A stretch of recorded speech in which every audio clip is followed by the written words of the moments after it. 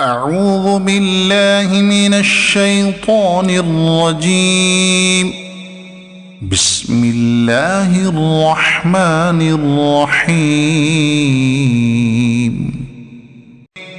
واقتلوهم حيث ثقفتموهم وأخرجوهم من حيث أخرجوكم والفتنة أشد من القتل ولا تقاتلوهم عند المسجد الحرام حتى يقاتلوكم فيه فإن قاتلوكم فاقتلوهم كذلك جزاء الكافرين فإن انتهوا فإن الله غفور رحيم.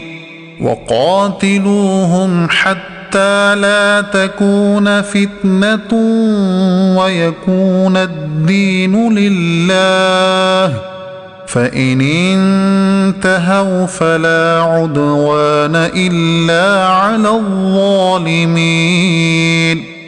الشهر الحرام بالشهر الحرام والحرمات قصاص فمن اعتدى عليكم فاعتدوا عليه بمثل ما اعتدى عليكم واتقوا الله واعلموا أن الله مع المتقين. وأنفقوا في سبيل الله ولا تلقوا بأيديكم إلى التهلكة وأحسنوا إن الله يحب المحسنين. وأتموا الحج والعمرة لله فإن أحصرتم فما استيسر من الهدي ولا تحلقوا رؤوسكم حتى يبلغ الهدي محله فمن كان منكم مريضا أو به أذى من رأسه ففدية من صيام أو صدقة أو نسك فإذا أمنتم فمن تمتع بالعمرة إلى الحج فما استيسر من الهدي فمن لم يجد فصيام 3 أيام في الحج و7 إذا رجعتم تلك 10 كاملة ذلك لمن لم يكن أهله حاضر المسجد الحرام. واتقوا الله واعلموا أن الله شديد العقاب.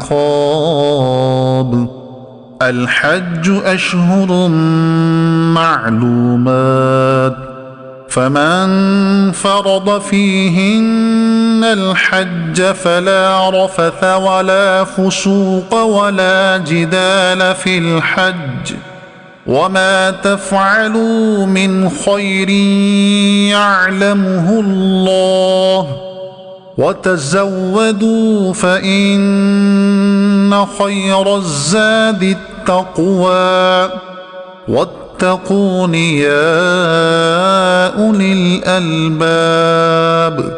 ليس عليكم جناح أن تبتغوا فضلا من ربكم فإذا أفضتم من عرفات فاذكروا الله عند المشعر الحرام واذكروه كما هداكم وإن كنتم من قبله لمن الضالين